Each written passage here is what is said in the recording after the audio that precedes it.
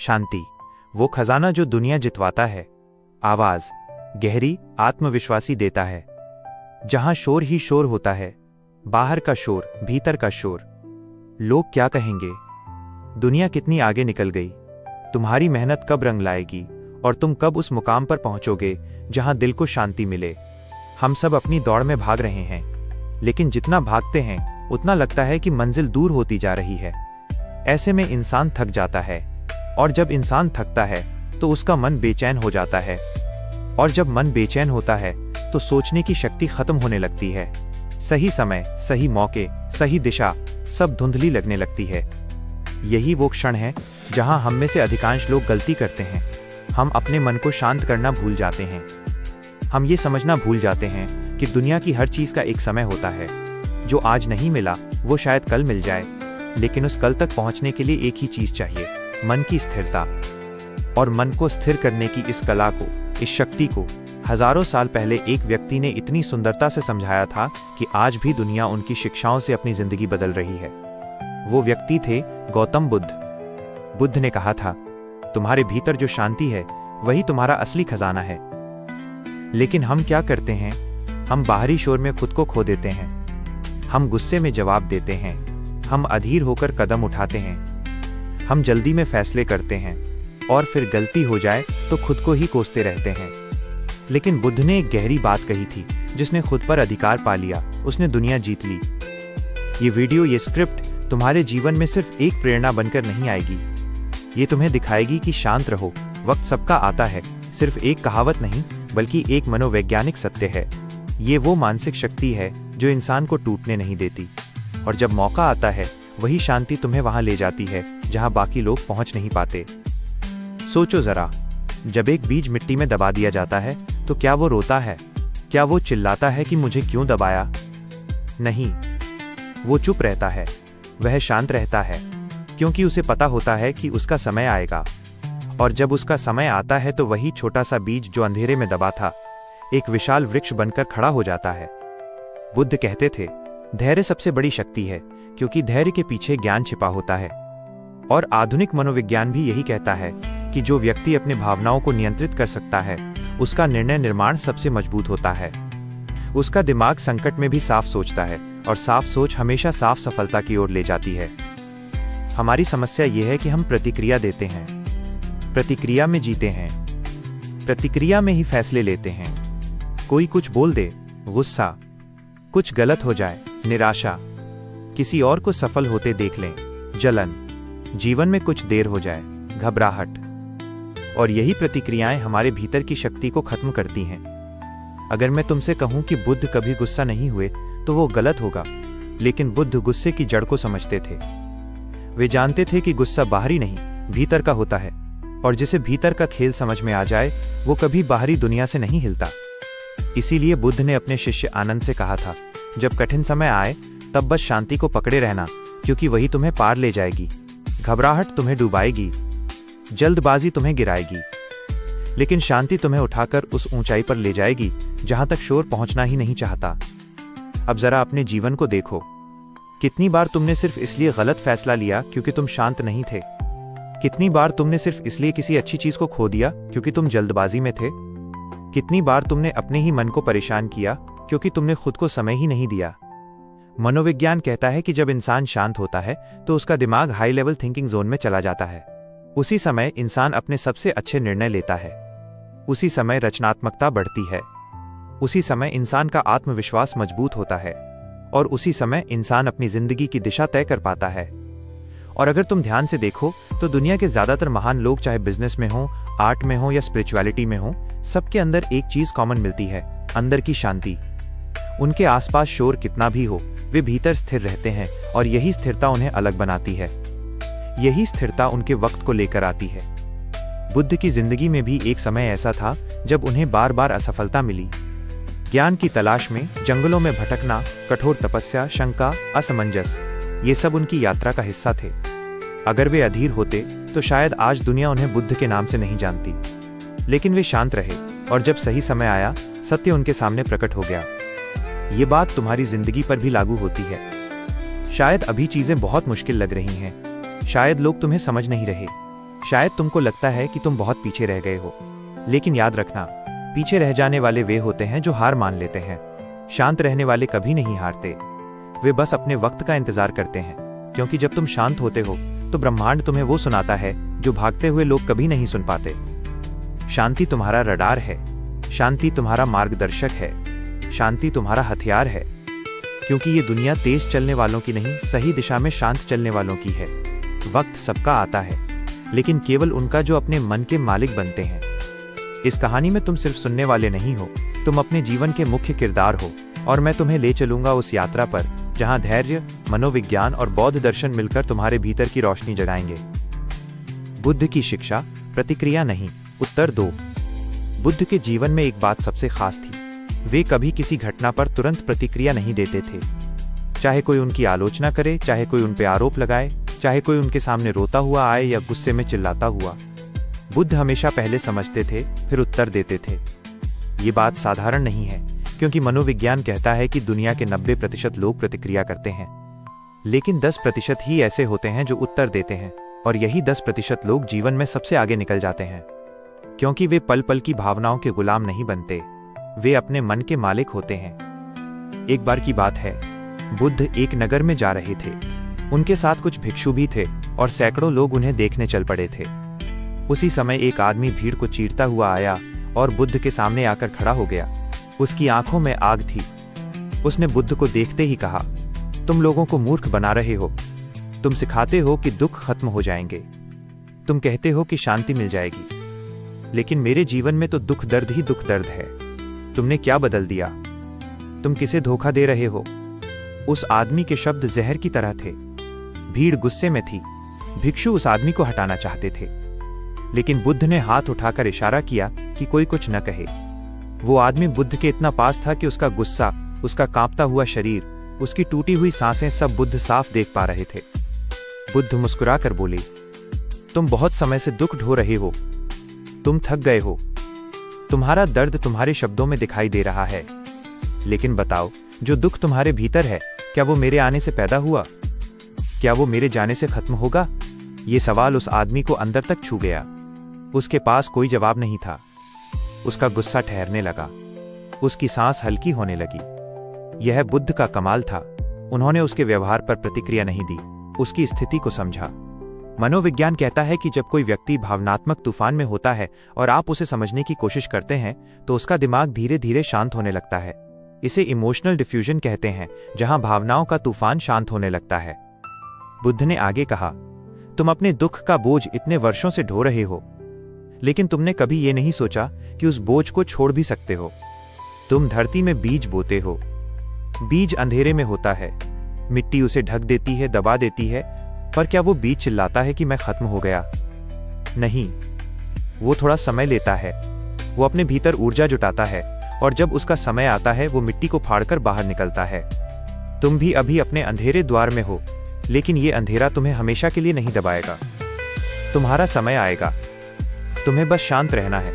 यह वाक्य सुनकर भीड़ मौन हो गई, और वो व्यक्ति भी। बुद्ध का हर शब्द उसके भीतर कहीं गहराई में उतर रहा था। वह अपनी आंखें झुकाकर धीरे धीरे बैठ गया। बुद्ध फिर बोले, दुख इसलिए आता है ताकि हम खुद को समझ सकें। दुख इसलिए आता है ताकि हम अपने भीतर झांक सकें। दुख हमें तोड़ने नहीं, बदलने आता है। लेकिन तुम दुख को दुश्मन समझ बैठे। तुम उससे लड़ने लगे, जबकि दुख तुम्हें रास्ता दिखाने आया था।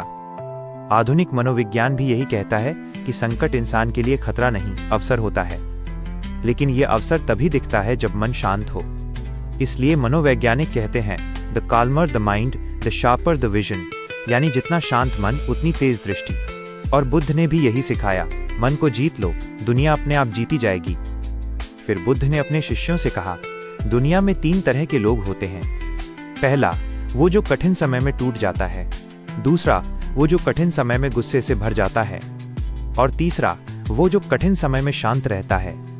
पहले 2 लोग खुद को नुकसान पहुंचाते हैं, लेकिन तीसरा व्यक्ति समय का इंतजार करता है, और जब उसका समय आता है दुनिया देखती रह जाती है।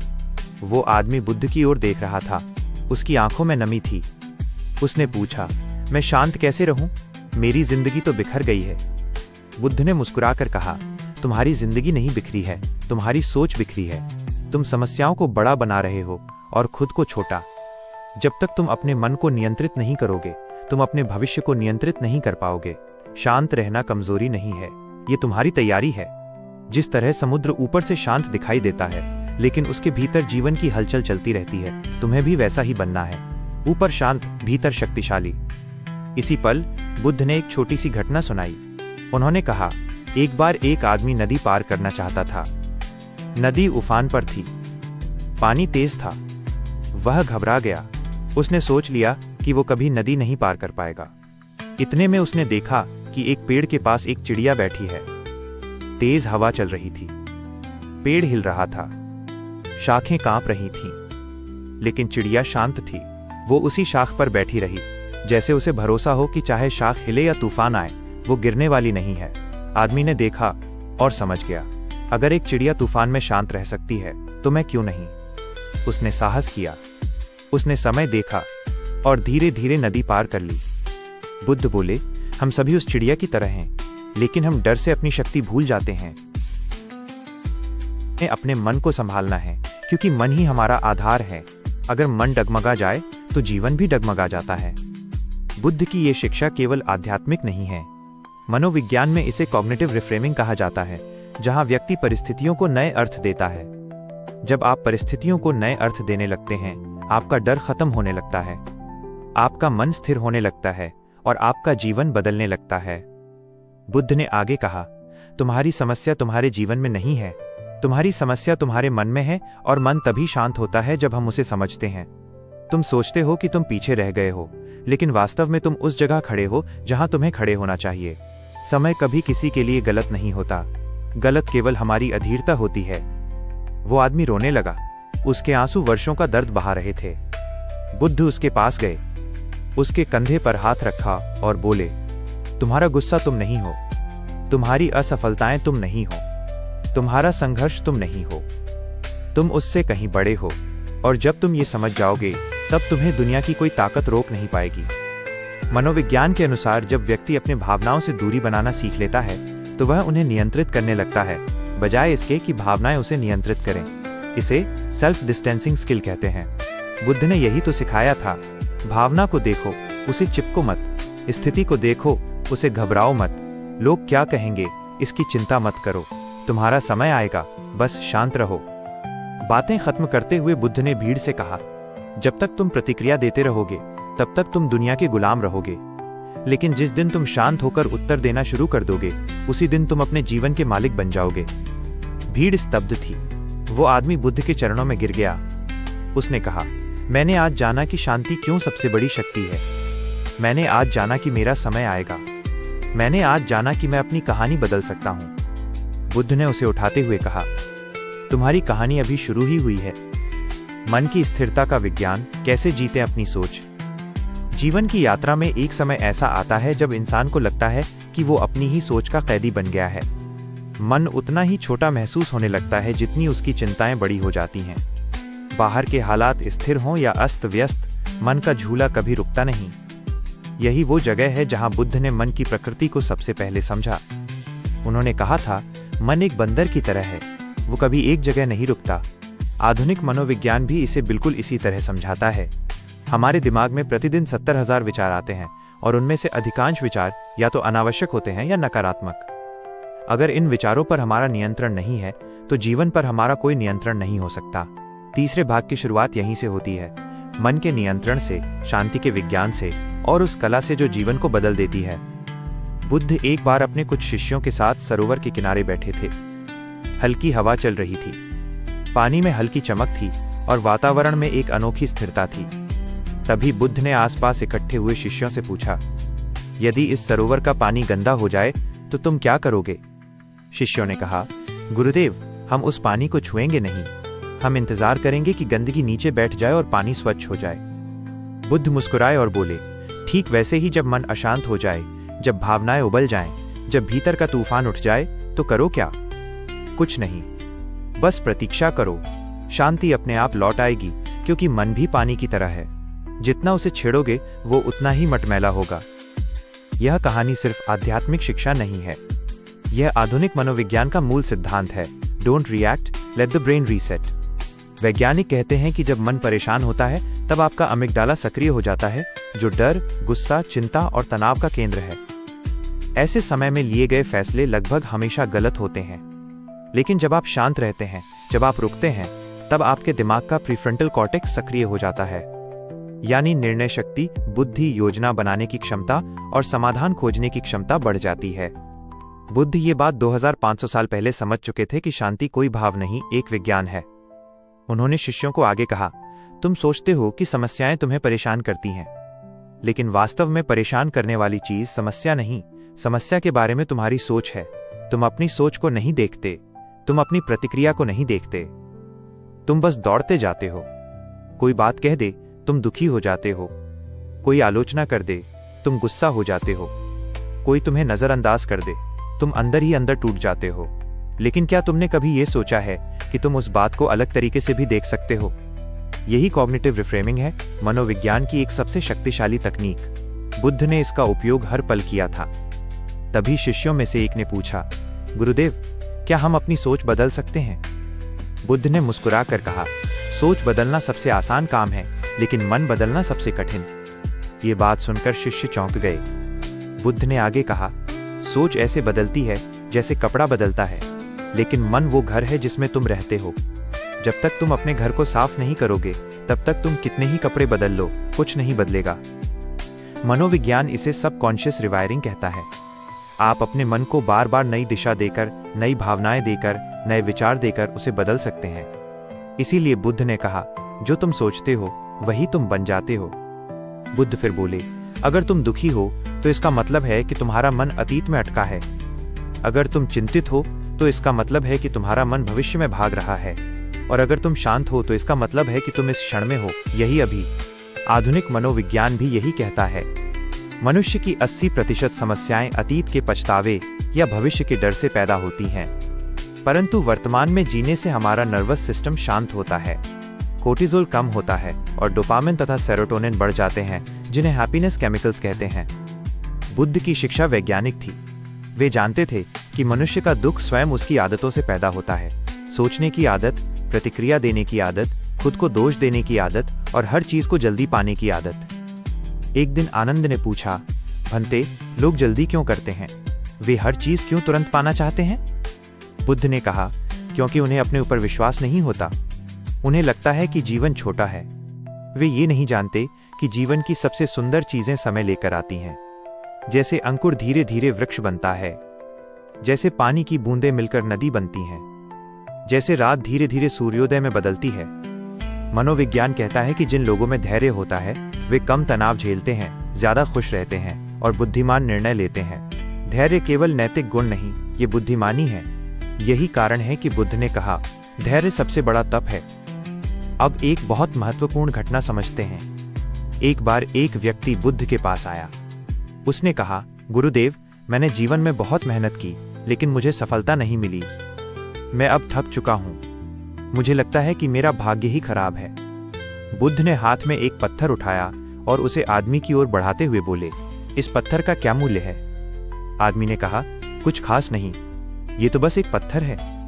बुद्ध बोले, अगर इसे किसी मूर्तिकार के हाथ में दिया जाए तो ये पत्थर भगवान की सुंदर मूर्ति बन जाएगा। अगर इसे किसी बच्चे के हाथ में दिया जाए तो वो इसे फेंककर खेल खेलेगा। अगर इसे किसी व्यापारी के हाथ में दिया जाए तो वो इसे बेच देगा। अब बताओ, पत्थर का मूल्य पत्थर की वजह से है या उसे पकड़ने वाले के कारण? आदमी बोला, स्वाभाविक है, उसे पकड़ने वाले के कारण। बुद्ध बोले, बस, तुम्हारी जिंदगी का मूल्य भी तुम्हारी परिस्थितियों से नहीं, तुम्हारी मानसिकता से तय होता है। तुम्हारा समय जरूर आएगा, लेकिन इसके लिए पहले तुम्हें अपने भीतर वो मूल्य पैदा करना होगा जो तुम्हारी सफलता को संभाल सके। मनोविज्ञान में इसे कहते हैं इंटरनल लोकस ऑफ कंट्रोल, यानी ऐसा मन जो विश्वास करता है कि उसका जीवन दूसरों से नहीं, खुद उससे तय होता है। फिर बुद्ध ने एक और बात कही, जब तक मन शांत नहीं होगा, समय भी तुम्हारे साथ नहीं होगा। तुम्हारे जीवन का सबसे शक्तिशाली साधन माइनस शांति, माइनस ही तुमने खो दिया है। उसे वापस पालो, फिर देखना, वही संघर्ष तुम्हें वहां ले जाएगा जहां तुमने जाने की कल्पना भी नहीं की होगी। फिर बुद्ध ने शिष्यों को एक छोटा सा अभ्यास करवाया। उन्होंने सबको आंखें बंद करके अपनी सांस पर ध्यान करने को कहा। कुछ देर बाद बोले, क्या तुमने कभी गौर किया कि तुम्हारी सांस तुमसे कुछ नहीं मांगती? वो सिर्फ आती जाती रहती है। वह न गिलती है न शिकायत करती है। वो शांत है, संतुलित है, और इसी पर तुम्हारा जीवन चलता है। इसी से तुम्हारा शरीर चलता है। तुम्हें इसी जैसे बनना है, शांत और संतुलित। आधुनिक न्यूरोसाइंस कहता है कि सिर्फ 5 मिनट का माइंडफुल ब्रीथिंग आपके दिमाग को रिस्टार्ट कर देता है। आपके तनाव हार्मोन कम होते हैं, आपकी क्लैरिटी बढ़ती है, आपकी फोकस लौट आती है। बुद्ध ने ये तकनीक हजारों साल पहले सिखाई। निस्पंद, शांत, निर्मल श्वास। फिर बुद्ध ने कहा, अगर तुम जीवन को जीतना चाहते हो तो पहले मन को जीतना सीखो। मन को जीतना कोई कठिन साधना नहीं, यह एक अभ्यास है। अभ्यास क्षण क्षण में होता है। जब कोई तुम्हें अपमानित करे और तुम शांत रहो, यह अभ्यास है। जब दुनिया तेज भागे और तुम स्थिर रहो, यह अभ्यास है। जब तुम्हें गुस्सा आए और तुम खुद को संभाल लो, यह अभ्यास है। जब तुम्हें लगे कि तुम्हारा समय नहीं आया है और फिर भी तुम विश्वास बनाए रखो, यह अभ्यास है। दुनिया में जीतने वाले वे नहीं होते जिनके पास शक्ति होती है। दुनिया में जीतने वाले वे होते हैं जिनके पास मन होता है, और मन उन्हीं का होता है जो शांत रहते हैं। वक्त सबका आता है, जीवन का अटल नियम। जीवन का सबसे विचित्र और खूबसूरत सत्य यह है कि समय किसी के लिए स्थिर नहीं रहता। समय लगातार चलता रहता है, बदलता रहता है, घूमता रहता है। जब हम कठिन समय में फंस जाते हैं, तब हमें लगता है कि जैसे ये अंधेरा कभी खत्म नहीं होगा, जैसे हमारी स्थिति हमेशा ऐसी ही रहेगी। लेकिन बुद्ध ने कहा था, जिस तरह बादल सूरज को कुछ समय के लिए ढक सकते हैं लेकिन उसे खत्म नहीं कर सकते, उसी तरह कठिन समय तुम्हारी रोशनी को केवल कुछ समय के लिए रोक सकता है, उसे खत्म नहीं कर सकता। इस चौथे भाग में हम इसी सत्य की गहराई को जानेंगे। वक्त सबका आता है, और क्यों? यह केवल कोई प्रेरणादायक वाक्य नहीं, बल्कि मन, भावनाओं, धैर्य और वास्तविक जीवन का एक अटल नियम है। बुद्ध ने एक बार कहा था, जीवन उतार चढ़ाव का नाम है। अगर तुम उतार में टूट जाओगे तो चढ़ाव आने पर भी उसे पकड़ नहीं पाओगे। ये बात सुनकर एक युवा भिक्षु ने पूछा, भंते, उतार इतना भारी क्यों लगता है? चढ़ाव छोटा और जल्दी क्यों बीत जाता है? बुद्ध मुस्कुराए। उन्होंने भिक्षु को पास बुलाया और धीरे से कहा, क्योंकि तुम उतार को दुख समझते हो और चढ़ाव को आनंद। लेकिन जब तुम उतार को सीख समझोगे और चढ़ाव को अवसर, तब दोनों समान हो जाएंगे। तब उतार तुम्हें रुकने नहीं देगा और चढ़ाव तुम्हें उड़ने में मदद करेगा। मनोविज्ञान भी यही बताता है। मनुष्य की समस्या उतार चढ़ाव नहीं है, समस्या है उन उतार चढ़ाव के प्रति मनुष्य की व्याख्या। जिस स्थिति को हम अंत समझ लेते हैं वो वास्तव में शुरुआत होती है, और जिस स्थिति को हम हार मान लेते हैं वो असल में कौशल की तैयारी होती है। यही कारण है कि बुद्ध कहते थे, तुम्हें जो मिलता है वो तुम्हारे लिए है, और तुम्हें जो नहीं मिलता वो भी तुम्हारे लिए है, क्योंकि जो तुम्हें अभी नहीं मिला वो अभी देना सही नहीं था। अब एक घटना समझते हैं जिसने हजारों लोगों को जीवन में विश्वास दिया। एक बार बुद्ध एक गांव से गुजर रहे थे। वहां एक युवा लड़का मिला, आंखों में गुस्सा, चेहरे पर निराशा, मन में विद्रोह। उसने बुद्ध को देखते ही कहा, भंते, आप हमेशा कहते हैं कि समय बदलता है, हर किसी का समय आता है, लेकिन मेरा समय कब आएगा? मैं जी जान से कोशिश कर रहा हूं, काम करता हूं, मेहनत करता हूं, पर हर बार टूट जाता हूं। मैंने सब खो दिया है, मैं बदकिस्मत हूं, मैं शायद उन लोगों में से हूं जिनका समय कभी नहीं आता। बुद्ध ने उसे ध्यान से देखा और बोले, तुम्हें लगता है कि तुम्हारा समय नहीं आया क्योंकि तुम केवल परिणाम देख रहे हो, प्रक्रिया नहीं। तुम मंजिल देखना चाहते हो, यात्रा नहीं। लेकिन जीवन का नियम है, वक्त पहले इंसान को तैयार करता है, फिर उसे देता है। तुम्हारा समय आएगा, लेकिन उससे पहले तुम्हें वो बनना होगा।